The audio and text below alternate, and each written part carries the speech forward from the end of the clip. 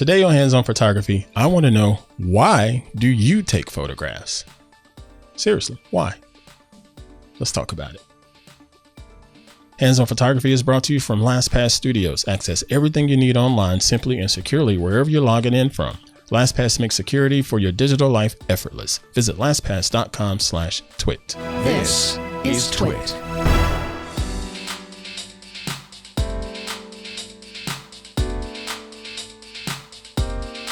Hey, what's going on, everybody? I am Pruitt, and this is Hands On Photography here on TWiT TV. I hope you all are doing well. I'm unbelievable as always, and I'm really excited to be here each and every Thursday to bring you the latest and greatest tips and tricks that are going to help make you a better photographer and a better post processor. Appreciate y'all joining me this week, and I appreciate you all checking out all of these subscription options. We're available on pretty much any podcast app that's out there. Head on over to our website, twit.tv/hop, twit.tv/HOP for Hands On Photography, to see all of our subscription options, whether it's Spotify, Apple Podcasts, or Google's, or Downcast, or Pocket Cast, whatever. Look us up, subscribe, download all of the previous episodes, and share them on out and get your learning on in this wonderful world of photography. All right, so this week's show, we're going to talk about a bit of feedback that I've received from you all. First and foremost, I want to say thank you. I've gotten so much feedback from everybody regarding some of our recent episodes. So if you go back to episode 36 and 35, we talked about an introduction to flash photography that seemed to light up a lot of people's eyes. And it was just an intro course. Trust me, we got a long way to go regarding flash photography, and I promise you I'm going to ease you into that process so you can be really good at it and not be intimidated by using flash. And also the HDR discussion. Apparently there's been a lot of confusion about what HDR is, and I had an assumption that people were confused about what HDR was, and I'm glad that episode helped everyone out too. So thank you for all of the tremendous feedback. That feedback's been coming over on Twitter. So if you follow me on Twitter, I am @_Pruitt, and it's also been coming in via email. So if you want to shoot an email to me, just send a message to hop@twit.tv, and I will more than happily and gladly check out your email and try to respond to them as soon as I can. All right. So speaking of emails, I got two that we're going to take a look at today as part of our feedback. And one of them, it hits me pretty near and dear at the heart. But hold on. First things first. We'll go ahead and hit the first email. Mr. Victor is going to show up on the screen here in a second. But this one comes from my man Wags. He's also known as @Hobbs74 on Twitter. So he says, hi there, Ant. Thought I'd send you a pic or two and let you cringe and groan while trying to take a sip of whiskey. Realizing your tumbler's empty. Oh man, come on. Oh man, that's awesome. I've got a ton more, but I thought these of some of our foster dogs and pups would do just fine. Thanks. Signed, Wags. Check him out on Twitter. That's Hobbs, HOBBES 74. Hobbs74 over on Twitter. So let's go ahead and hop on over to my computer screen, and we'll take a look at the images that he submitted of his foster puppies. And of course, if you're shooting photos of your dogs, people are going to love them. People love dog pictures. They love cat pictures. They love pet pictures in general. Pets, babies, all of those are just like the heartstrings of the general public when it comes to photography. You're always going to win, if you will. But this one here is one of the puppies, and it's really nice. It's just it's a bit of a snapshot to me. I can't say this was a compelling photograph, but it's a snapshot, and it's nicely done. If anything, I would bring the exposure up just a little bit, but outside of that, I can work with this. I believe he shot these with his iPhone. Most of the time, I believe he sent something in the past and talked about it over on Twitter that he shoots with an iPhone. This one here, let's see, we'll move over to the next shot. This one here, I like it too, but I got to nitpick him. So let's take a look at this. Let's break this image down. This is an image of two of his dogs here inside of the house, and they're looking out the doorway of the home. And I love the lighting on this because it's got that beautiful diffuse natural light from outside that I've talked about in the past. If you can get yourself next to a window to take your shots and just use the light coming in from the window, oh man, it'll really make your photograph look great. And that's what's going on here. So he's shooting into the light, which could be a bit of a challenge because a lot of times you're going to end up with a silhouette if you're shooting directly into the light. But with it being an iPhone, it's got a bunch of computational photography built in. Yeah, if you look here in the bottom left of my screen, it says it's an iPhone XR. So the iPhone does its thing with computational photography and says, you know what, let me balance out that light. Let me work on that dynamic range, hint, hint, of this shot, and make sure that it has plenty of detail in the highlights and in the shadows. And that's what we got. This looks really, really good. You can tell the dog's tail was wagging because it's a little bit of motion blur on the dog's tail. I love the fact that they're looking out and looking up. So that means something has their attention or someone has their attention. That is a beautiful story there. And then comes the nitpick. So let me go to the develop module here. The nitpicking that I have with this shot, Mr. Wags. This croc. And when I say croc, I don't mean crocodile. I don't mean some reptilian. I'm talking about the shoes, the croc shoes. Oh man, you could have gotten rid of that. Just kick that shoe out of the frame.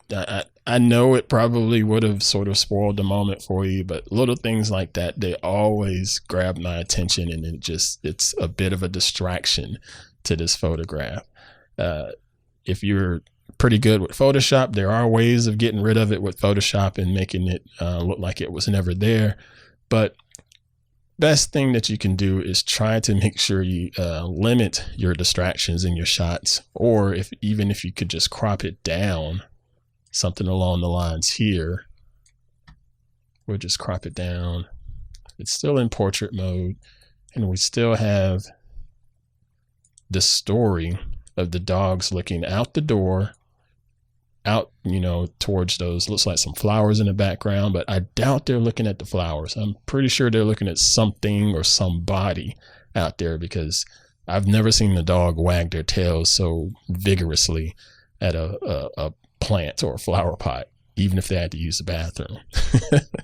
But yeah, that's my nitpick on that. And Hobbs, I really do appreciate you sending this image over. This was a pretty fun shot to see, and I really do appreciate your support and all the conversation that we have back and forth on Twitter. It means a lot. Okay, so I have another email, and this one comes from Mr. Terrell C. Woods.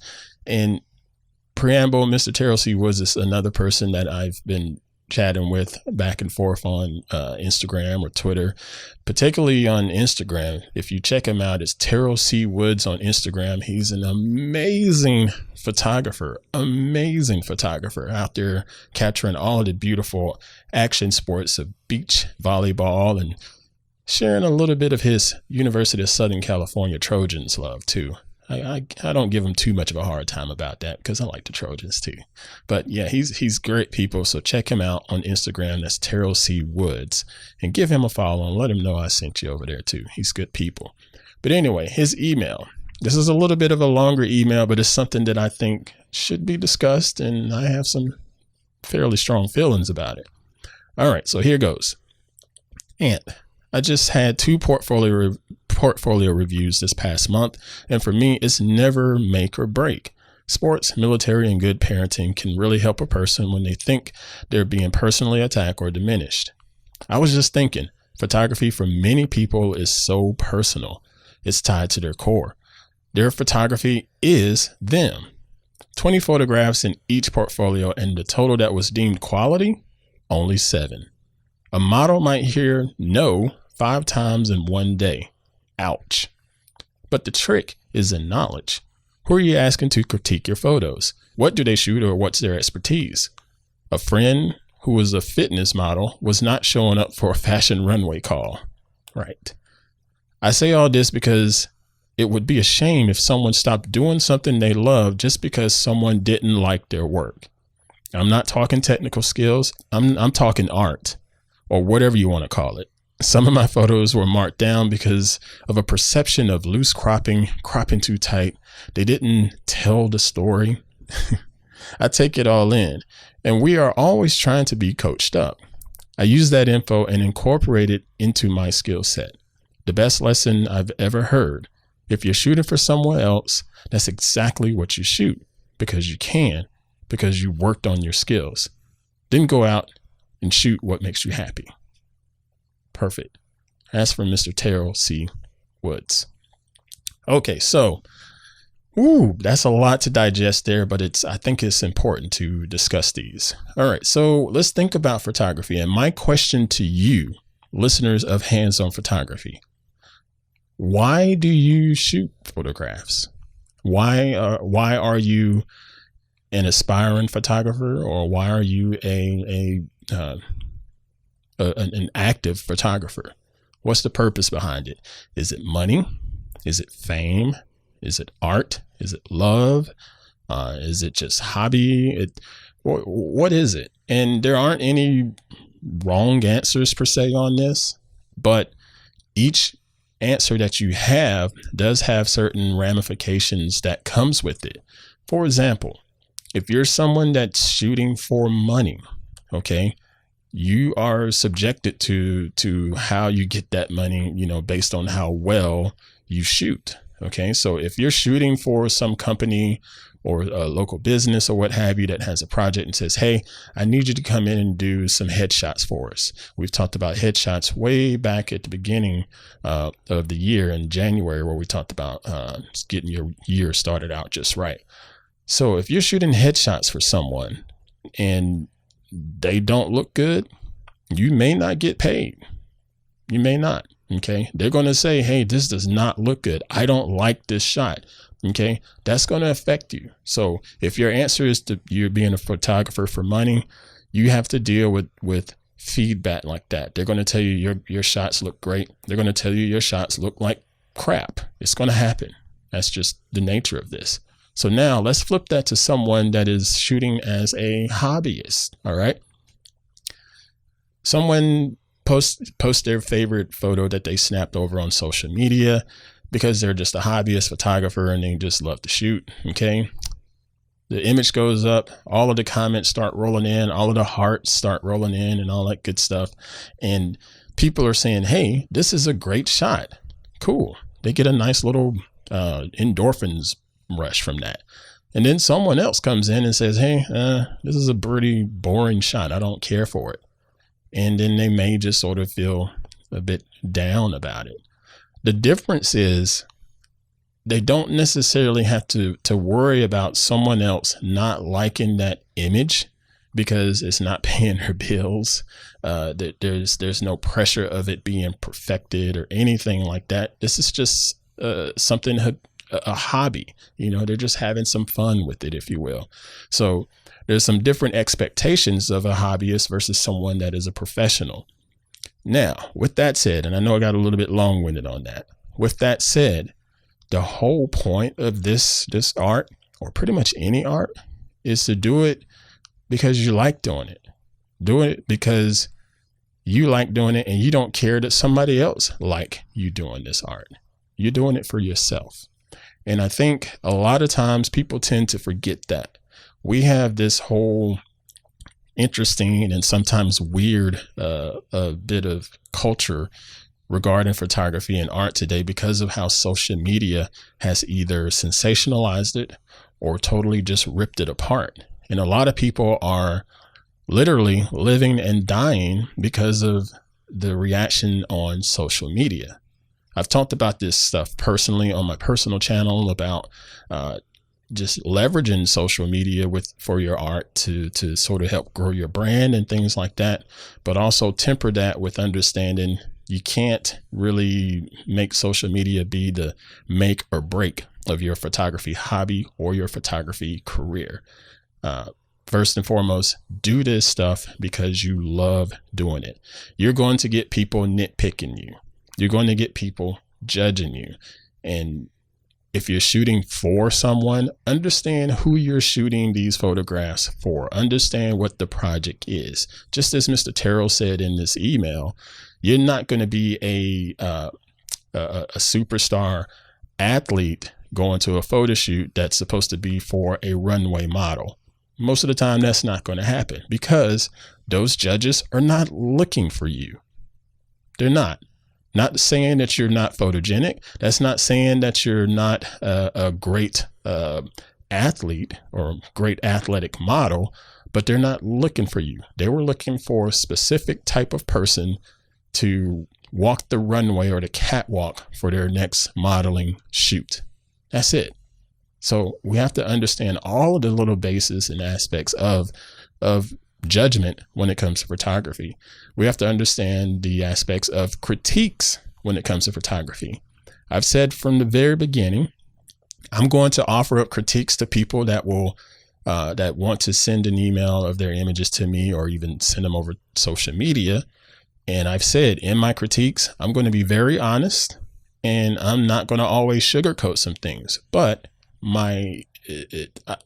what I expect to do is help you out, help you grow, help you get better with it, and let you know, hey, this is good, or hey, this could use a little bit more touch up here, or hey, this could probably be better if you did A, B, C, or D.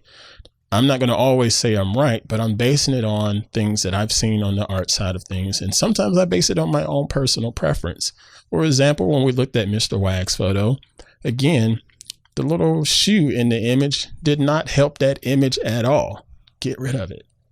But Mr. Wags didn't see that, and that happens a lot. But that's why I'm here. I'm trying to just help raise awareness for little nuanced things like that. That's going to help take your photography from being just a regular social media snapshot to something that's a little bit more artistic, if that's what you're wanting from me. Get it? All right. So I wanted to get that off my chest, and I wanted to share with you and just ask, hey, why are you shooting your photographs? What is the point for you to take photographs every day of the week or a couple times a week or what have you? What's your motivation? Why is it so important to you, if it's even important at all? Photography is super important to me. It is something that I've done for many years, even more so over the last decade, and it just it's for my mind, it's for my heart, and it's for my soul. I love it, and I'm going to shoot something every single day, and it's going to make me happy, regardless of who likes it, regardless of who dislikes it. I do it because I love it, and I'm hoping that's why you all shoot too. All right, I'm going to shut up now. I hope this has been another helpful episode for you. Just continue to send your feedback to hop@twit.tv. I'm more than happy to check those emails. And also give us a follow over on Twitter. I am @_Pruitt. Follow me on Instagram. It's the same name, @_Pruitt. And also give TWiT a follow on Instagram. We're twit.tv over there. You'll see a lot of behind the scenes and some promotional information over there. Thank you all for the continued support. Now, I hope that you are still safely practicing all of our shelter-in-place orders and keeping safe from COVID-19. So safely create and dominate, and most of all, be well and do well for one another. Y'all take care.